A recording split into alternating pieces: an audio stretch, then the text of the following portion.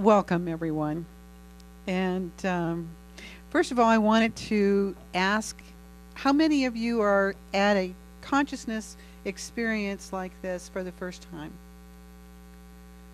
Okay. The rest of you, have you been kind of following the journey of expanding consciousness for a few years, perhaps?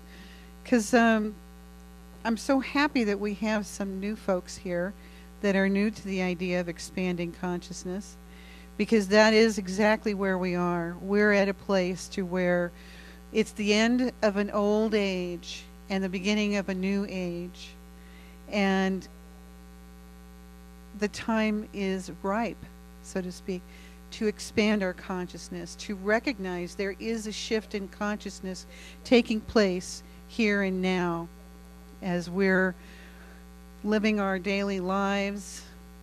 It's about discovering who we are. Why are we here? What's it all about? Discovering that we have the ability, the power, to create our own lives the way that we choose to. And my topic is the power of conscious choice, how to get out of our own way. Discover that we have tools, that there are tools available to create the life that we've always dreamt about, desired, hoped for. We don't need to hope anymore. Now is the time to really begin to take action, to take choices, to make conscious choices, to manifest the dreams, the desires, the life that we've always wanted. The magic is here, and it's a shift in consciousness. This particular shift in consciousness is basically the evolution of humanity. It's a natural order taking place. One of the things that I'd like to mention is it's a quote from the Judeo-Christian Bible, so to speak. There's a lot of other belief systems, a lot of other approaches to having a relationship with the divine, a relationship with our Creator. But my background that I can quote with ease happens to be related to the Judeo-Christian Bible. And it's in the first book of Genesis. And it's about the creation of humanity. It's about the creation of the divine expanding to experience itself, to come to know itself. And that's who you and I are. And the quote is the statement of, and God created man in his image and likeness, and gave him dominion over the land, the sea, and the air, and the creatures therein.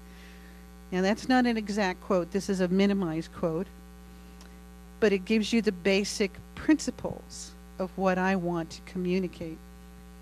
And one of the things that is, and here it is, I'm trying to get it a little bit more exact, because this is actually in Webster's dictionary, because I wanted to make it really clear what the word dominion means. You know, and if God created man in his image and likeness, man, woman, mankind, and gave him dominion, him, her dominion over the world, what does dominion mean? This is what Webster's dictionary has to say, so I guess that's somewhat of an authority. Dominion means supreme authority, sovereignty, absolute ownership.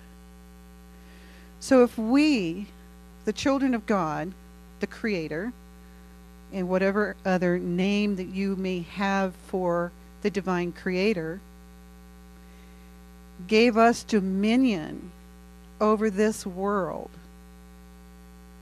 that means we have supreme authority in this world, because we are God incarnate as the children of God.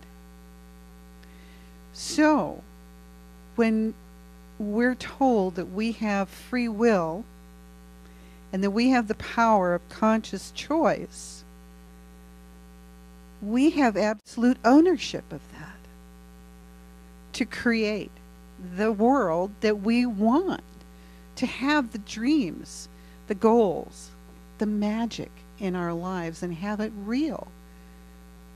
That's our innate birthright. So, now that we're getting to know who we are and the potential that lies in our hands, it's about learning to be the creator also here and now. We are the creator. Our consciousness is the movie camera. Movie projector of our life. And we had a lovely lady up here earlier talking about our consciousness and our belief systems and the different levels of our consciousness. And I'll tell you in short, it is our belief systems that are the projector putting everything out here in front of us.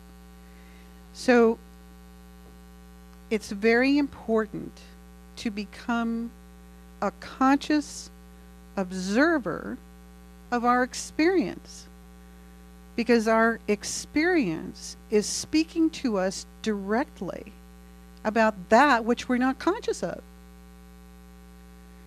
So, and that's those little belief systems, that we have, because it's the belief systems in our consciousness that are projecting our experience in front of us. So, if we're not really enjoying the movie that's playing in our daily experience and in our daily lives, then what would be the logical thing to do? Absolutely. I heard the word change it. Yes, we have the power to change it. The way that we have the power to change it is through conscious choice in each moment, moment to moment, breath by breath. We have the power to change anything in any moment. One of the most important things about stepping into a level of mastery with being able to do that is developing an aspect of yourself as a tool, as the observer in your life. And what that's about is learning to bring in and invite more of that divine that you are to be there with you as the conscious observer. Helping to be there to observe what's taking place in your life, because it is in that moment that you are using the power of observation in what's occurring in your world that will change what is occurring, and you being able to manifest the outcome that you want. Because if we're asleep and we're on autopilot, which so much of our lives have been spent that way, it's kind of like the habit that mankind has developed, especially in a fast society that we live in today. We're kind of on autopilot much of the time, and we're just kind of going through the motions. We're trying to make a living, and we're trying to keep up with all of the to-do lists for every day of our lives. And we're reactionary. Something happens and we just do what we always do. In order to become the master in your life, to truly be the creator and have dominion in your world, is to become more conscious. So, beginning each day by inviting in more of that divine that you are, to be there, to stand with you as that observer, is going to be a very important part. Another aspect about becoming aware of the fact that inviting in that higher consciousness, that awareness, that other divine aspect of you, this is also the